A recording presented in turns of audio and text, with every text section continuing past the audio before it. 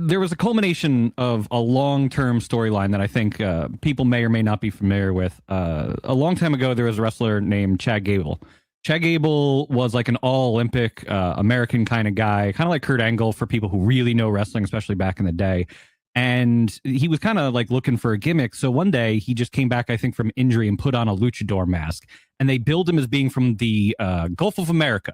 Gulf of America. They called him El Grande Americano. And it was just supposed to be like this ridiculous one-off. He was just going to come out there and like make fun of like Mexican culture a little bit and be a silly luchador. And he got injured again while he was wearing the mask.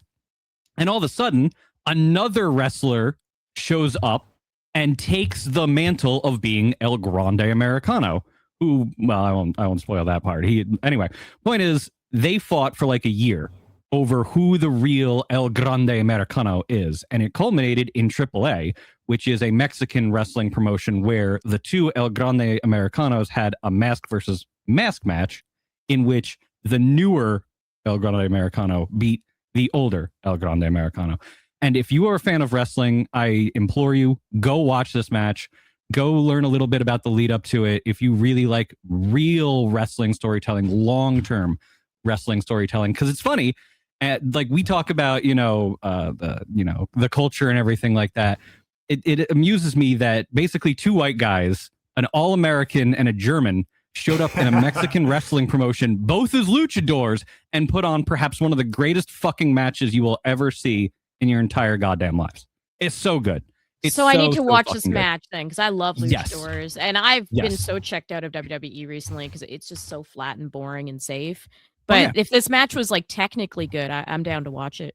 It's technically good. It has a lot of heart and heat and build up to it because there's a romance angle. What is it? The old El Grande Americano tries to like assault the girlfriend of the new El Grande Americano, and like in lucha culture, like, oh, don't mess with the woman, don't mess with anybody else like that. And so like the crowd with super heel heat. It's the most culturally appropriated thing ever, but it was done in a way where it completely wasn't. And it was all produced by the Undertaker of all people. Like the Undertaker front to back, he like set up the match, he booked everything. Like he's been a huge part of what has made AAA a huge success now. And you wouldn't expect that because he's the fucking Undertaker, but it's true. How recent was this? This match happened Saturday night. All right. Yeah.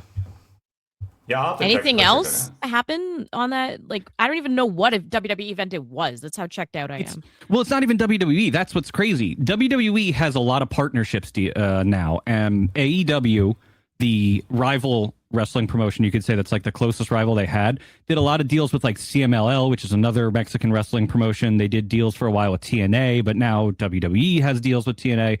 WWE said all the success that AEW had in kind of going to the indie wrestling scenes and some of the lower market wrestling scenes, and they took it and just injected a ton of cash into it.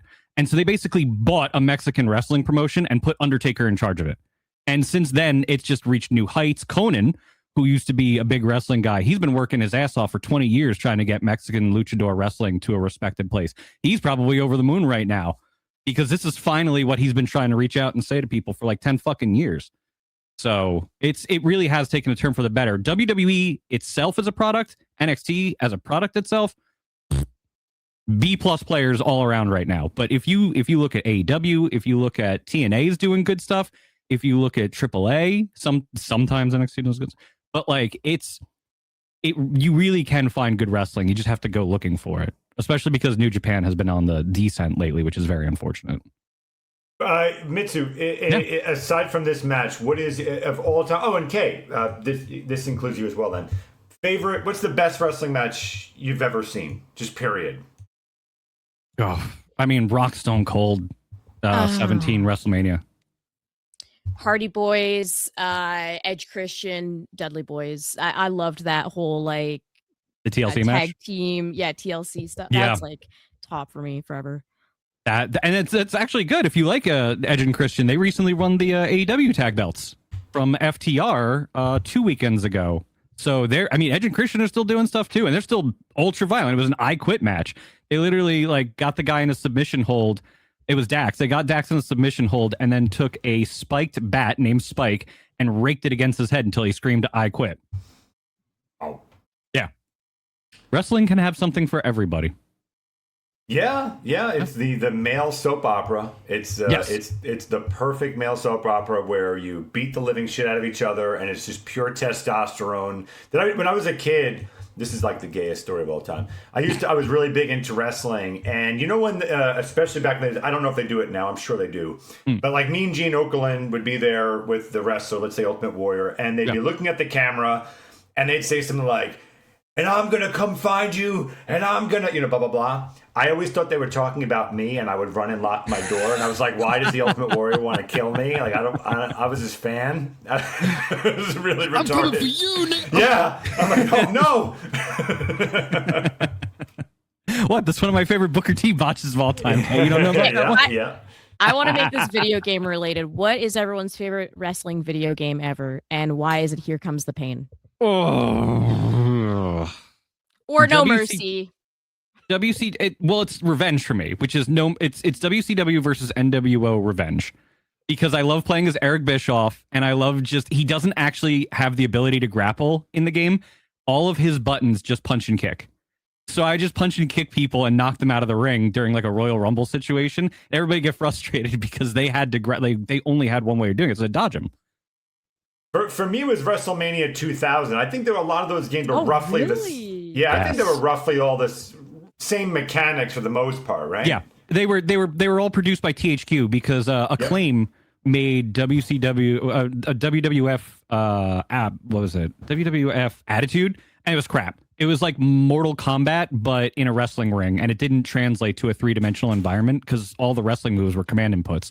So the other way to go about doing it was to do what THQ did, where it was a very simple hold A tap is this, a hold A is, you do a strong grapple, and people could relate to that more, and they could just walk out of the ring. In in WrestleMania 2000, you could just leave the ring and like go to the crowd and grab a weapon, right? Yeah, it's the same thing in No Mercy, not No Mercy. No Mercy, I think wasn't that also THQ? Nintendo 64 one? Yeah. No Mercy came, I think, right after 2000. They're really like the same engine. It's all kind of I think if you like one, you probably like them all. Yeah. It's just roster changes and probably the addition of a couple of mechanics. This was the old version of expansion packs. They did one like every year at that point. But they're all great. All of them are great. So anyway, wrestling. Well, there's that. Woo! There's also this that Mitsu sent over. I don't know what I'm looking at.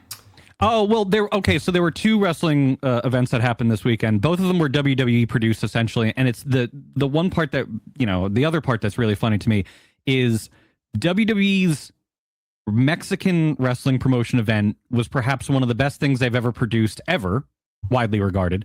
And this event was, they had the big names. They had Roman, they had Brock Lesnar, they had Obafemi, they had Cody Rhodes versus Gunther, all these big names, all these people that people care about, and all the matches were just so mid at best. And they had botches. The finish for the first two matches were supposed to have rope breaks, and they botched both of them badly. Oh, wow. It's just, the products, they need work. They need some new, fresh talent. And they need to like hustle that talent to some really important positions soon, because it's not looking good these days. Danhausen. I need more Danhausen.